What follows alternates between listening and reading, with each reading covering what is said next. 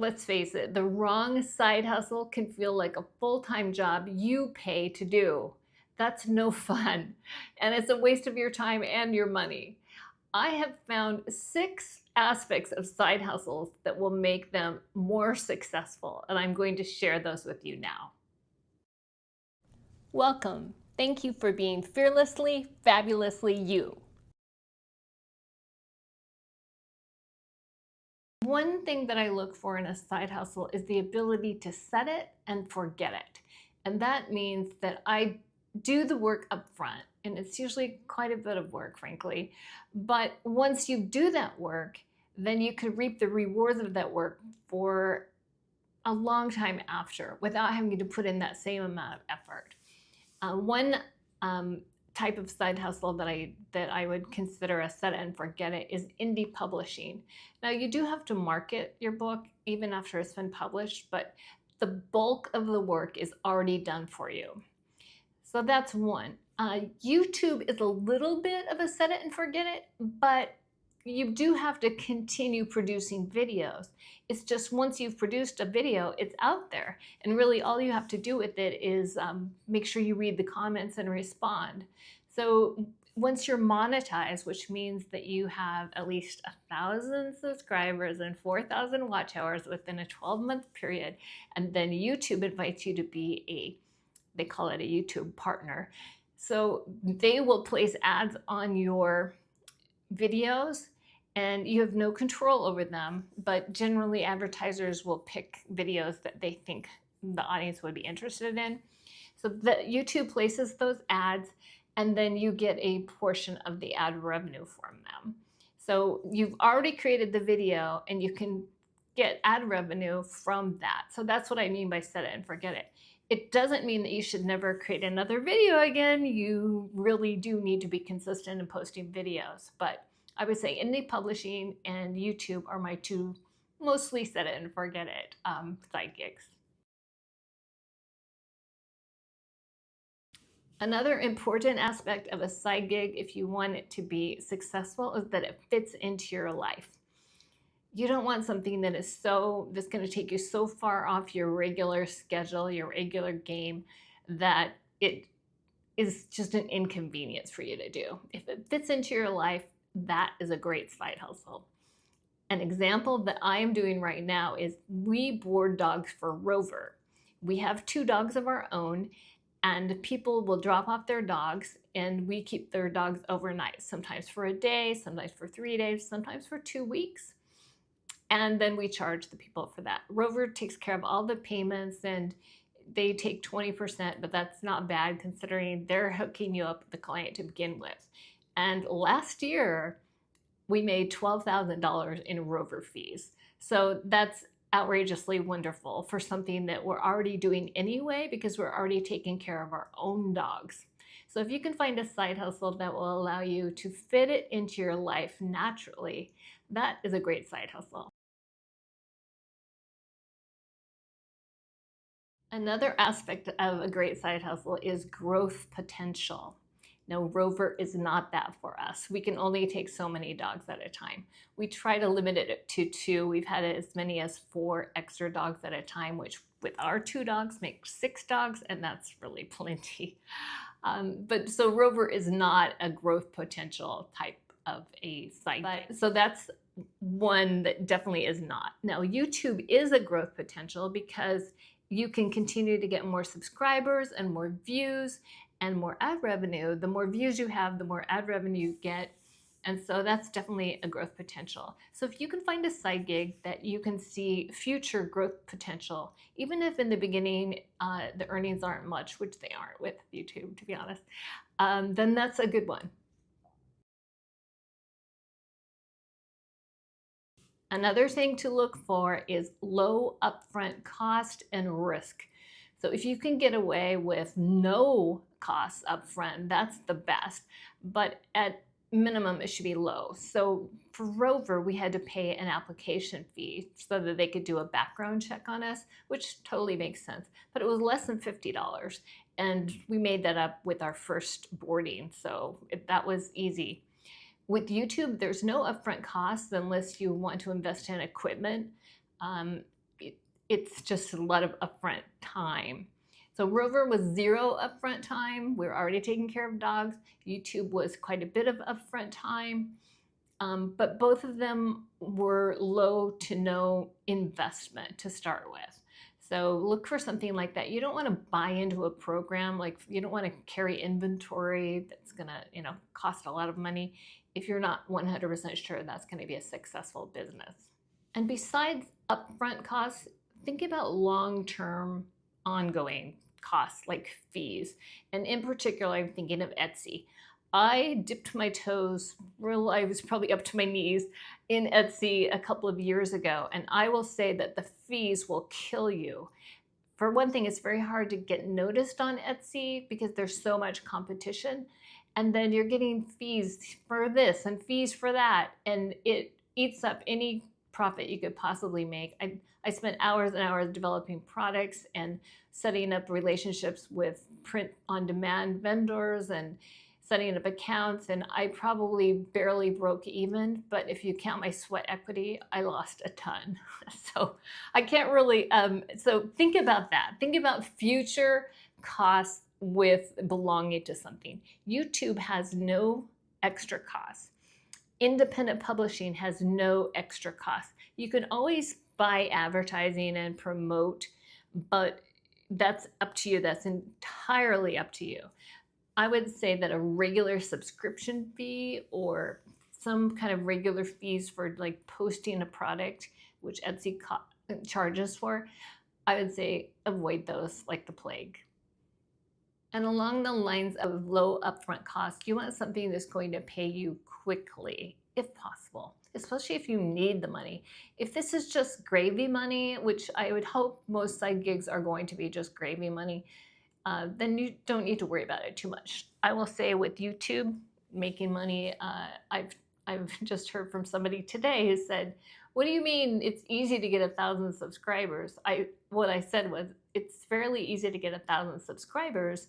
That took me very little time at all, but to get 4,000 watch hours, which is another criteria for being on YouTube, it takes a lot longer. I was lucky to do it within my first year. I think let's see, February to May. So it only took me 4 or 5 months to get monetized, to be invited to be a YouTube partner. But the person that made a comment today said, what do you mean it doesn't take long to get 1,000 subscribers? I've been at this a year and I don't have 1,000 subscribers.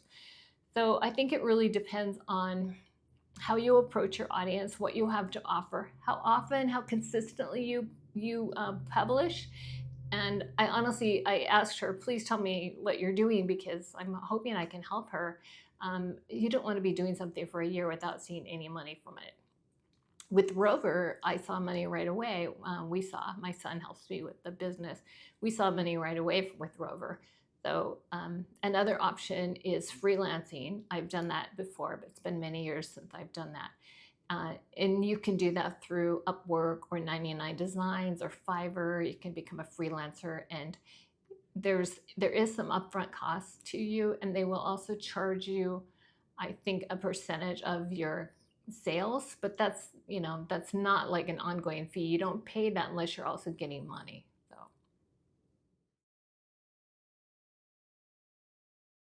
another thing to look for in a side gig is flexibility in your time commitment. With indie publishing, I can write the books when I want, I research when I want, I publish when I want. It's very flexible. With YouTube, it's a little less flexible if you want to be consistent with your audience. So I publish new videos every Wednesday and Friday, but when I went to Croatia for 2 weeks, I wasn't going to be publishing videos during that time, and I didn't want my audience to wonder what had happened to me. So I batch produced about 6 videos, and I scheduled them to go live at certain dates that would be consistent with my regular schedule. And so YouTube does offer some flexibility.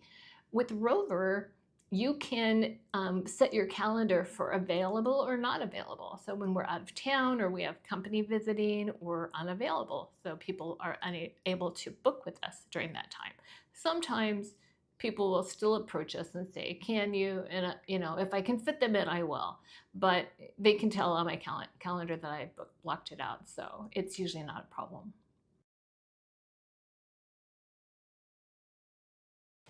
And the last thing I would say, and this may be the most important, is you want a side gig that is going to align with your values.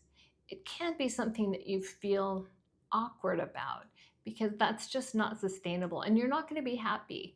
So if you're approached to do a multi-level marketing product that, it sounds a little like too good to be true, or you've got to get so many people under you before you're making any money, I would say run. That's just not going to make you happy. And it makes some people rich, but it's the people who started at the top and, are getting you to work for them. And that's not what you want to do. So with Rover, it aligns with my values. I cannot tell you how happy I am to have other people's dogs in our house. We can give them love and attention and feed them and walk them and make sure that they're comfortable and have a good place to stay. And it's just a lovely feeling. And the owners are wonderful too. And this YouTube channel it makes my heart sing. I just love the comments from everybody. And when I am able to help somebody, that just does so much for me. So, and I mean, the whole point of doing this channel was to have something positive out there in the world, because there's so much negativity right now, and to get women together. Women are fantastic when we work together. So I'm having a great time with that channel. So if you can find something that really makes you happy, maybe there's a hobby that you are already doing. Like for instance, we were already taking care of our dogs. It wasn't a hobby, but we were already doing it, and then integrating it into our life, other dogs, was really super easy. And we do love dogs. So if you can find something that you love that aligns with your values, that is very important. This last one is a bonus, but it's nice to have if you can. A lot of side gigs are work from home and you don't really see anybody. Like maybe you're doing transcribing for court reporter transcribing or something. But if you can find a way to connect with others, that can really enrich your life in ways that have nothing to do with money. We love the owners of the Rover dogs who come and drop off their dogs. Sometimes they will bring us candy from their trip. They'll send us, while they're gone, they'll send us vacation photos. And it's just such a nice human connection. And then the YouTube channel, connecting with the members on, it's just in the comment section, but it does still mean a lot to me. So if you can find some way to connect with others during your side gig, that's just a nice bonus. So to recap, here are 6 criteria to look for in a side gig. Set it and forget it, mostly passive income. It fits into your life, and it's something you're already doing like every day, for instance. It has growth potential. There are no or low upfront costs and risks. It has flexible time commitment. It aligns with your values. And the bonus is connect. You won't always find all of these in every side gig. For instance, YouTube does not fit into my life, but I make it work. It would be hard to find one side gig that ticked all of those boxes, but if you can tick the ones that matter the most to you, that's what matters.